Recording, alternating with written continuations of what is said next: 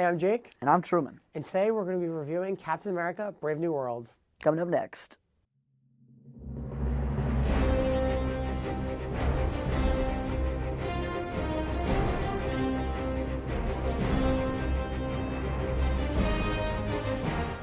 So, Captain America: Brave New World is the fourth Captain America movie. Kind of. It's the first one starring Anthony Mackie as Sam Wilson, aka the Falcon. Now he's Captain America.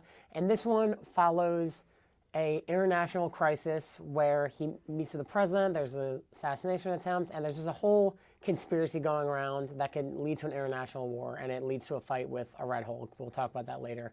Truman, what did you think about Captain America: Brave New World? When I was initially very excited for this movie. So was I. I like Anthony Mackie. I think he's been good in this role thus far. But I think after the fourth or fifth reshoot, however many reshoots there were, I think I just kind of started having this pit of dread in my stomach for just how bad this movie was probably going to be. So I went in there. I was really tried to enjoy it. And I think I got as much out of it as I could, and the amount I got out was fine. Yeah, I'd go a little bit above that just because the Falcon has been my favorite MCU character since his introduction. I can't really explain why, just probably the way Anthony Mackie plays him. I think there was some really good action in the movie. I think the secondary character of Joaquin Torres, a.k.a. the new Falcon, was a pretty decently good addition. I think most of the story was good ideas, except it kind of, and we'll cover this throughout, very much felt like The Incredible Hulk 2 instead of Captain America 4. Yeah. This movie contains Thunderbolt Ross, who becomes a Hulk. It contains Betty Ross. It contains the leader. There's a lot of things that go on that's from the Incredible Hulk movie from 2008. We see characters that we haven't seen since 2008. And it just, you got to do a lot of homework for this movie. Is one thing. Yeah, well, they give you a little spiel at the beginning about how the Incredible Hulk went, which I feel like was very telling about how the rest of the movie would go, because they're like, as you remember from the Incredible Hulk in the Captain America movie, previously on the last movie of this, the Incredible Hulk. I think part of a lot of the problem with this movie it does feel like they just kind of plopped Captain America into a Hulk movie, and I really don't think they should have done that, because there's a lot of cool stuff they could have done.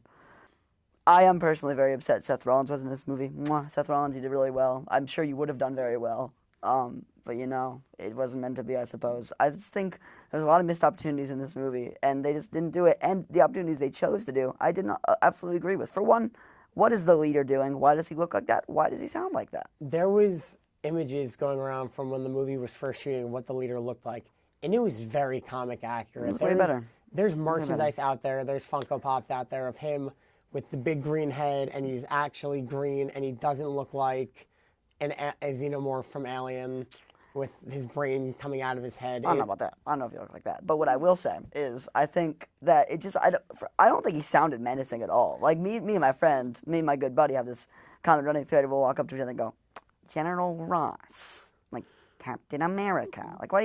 Why does he sound like? I was just laughing every time he talked because he sounded like not to be mean, but he sounded like a little bit of a nerd, if you ask me. Well, that's the whole thing about the leaders of characters. I don't even know if he's meant to be a threatening figure. He is a nerd. That is his power. It's true. He predicts things. He knows things, and that was how he takes advantage of Captain America, and he especially takes advantage of Thunderbolt Ross. Yeah. And does what he does. Well, I guess just my problem was he didn't sound threatening. If that guy was talking to me, I wouldn't be like, ooh, what's this guy going to do? I'd be like, what are you doing here, man? What's going on with you? So speaking of Thunderbolt Ross, Harrison Ford is in this movie. How do we think he did in the role of Thunderbolt Ross? I love Harrison Ford so much because it just seems like he'll do anything, but he hates talking about it. He's like, I'll do it, but you can't talk to me about it. Ask him about a Star Wars movie, he turns into the Red Hulk. Hates Star Wars, loves Indiana Jones, but I know. I think he did as good a job as you would think he would do. I think he's pretty good. I like when he turned into the Hulk. Which, by the way, was for something that was all over the advertising and every single commercial and was very in your face. 2 minutes. 5 minutes total, and 10 seconds. It's the fight is not too bad, but also Captain America, he doesn't have the super soldier serum. He should have gotten his butt kicked. He should have gotten destroyed. Yeah, so I thought it was gonna be way more of a one-sided thing. I thought maybe what they would do is like have like Hulk come help him at the end, or like She-Hulk. I guess that would defeat the purpose of the movie. I But thought I don't know. I I didn't thought like how it Betty ended. Ross was going to appear and talk him down because the whole thing was like, oh, me and Betty would go to these like pink flowers in the trees and look at them, and then that's what Yeah. the final battle is.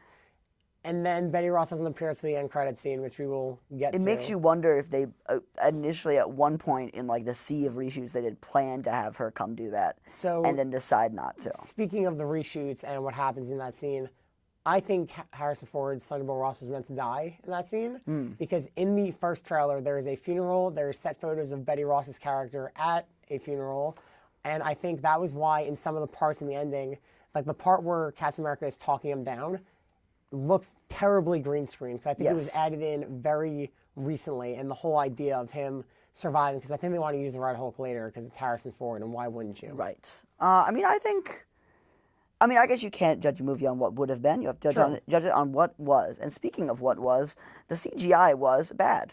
Wasn't good. I did not care for a lot of it. Really didn't look good. Especially some of the Hulk parts looked really wonky. Like it was like you could just tell there was just nothing there at all. And like it felt so uncanny to me in like a way that the Hulk has never been to me before. I don't know how it's possible. Marvel's also been doing the Hulk dirty for like years. It's been really bad for the Hulk, and that's why I think, I mean, granted they can't do a Hulk movie because legal reasons, but Yes. they really should do a Hulk movie. They really should. I mean, it'd be cool. I like the Hulk. He's a fun character to do, but I guess they can't because of some legal reason I'm not smart enough to understand. But another thing I didn't understand, and the answer, of course, is to make money, but I don't understand why he switches costumes. I love his first costume. His second costume I agree. is nothing to me. I love the first costume, and I think the reason why is at least the reason why they got rid of when he wears the original costume, they got rid of like the white part on the side, is that Anthony Mackie hated it. He told me he couldn't move, he was sweating, he couldn't do anything. So I think they had to do it for the sake of like him leading the entire movie like that. I do like the second costume, but the original costume was better. What do you think of the helmet mask thing that was shocker? They used nanotech to do that. I hate nanotech so much. They do it in Marvel too much. It's just too much. It's all over the place. But you know what else is all over the place is numbers and ratings, and we're gonna add 2 more to the group of them. What would you rate this movie, Jake? I would give it just like a mediocre 7 out of 10. I like the character. It's had good action, and I think Anthony Mackie did the best he could do with what he was given, but it's just clearly not the best MCU movie, clearly not the best Captain America movie, and just kind of does some bad stuff to the name of Captain America. What do you think? Yeah, I am going to give this movie, I think, a Freedom 5. Freedom being for America, because it was just okay. It wasn't great. That's fair. And with that, that was our review. See y'all next time.